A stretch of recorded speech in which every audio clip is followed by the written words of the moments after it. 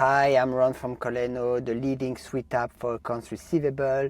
In this video, I will walk you through how to delete journal entries in NetSuite. So I'll go to Transactions, Financial, Make Journal Entries list. So you find the journal entry you want to delete. So you click on Edit next to the entry. Then you click the like button under this video, and once this is done, on the journal page under the Actions menu you have Delete. You'll be prompted to confirm the deletion. You can click OK to proceed, but please keep in mind that you can only delete journal entries that have not been posted or approved for posting. Also, you'll need full level permission to delete an entry.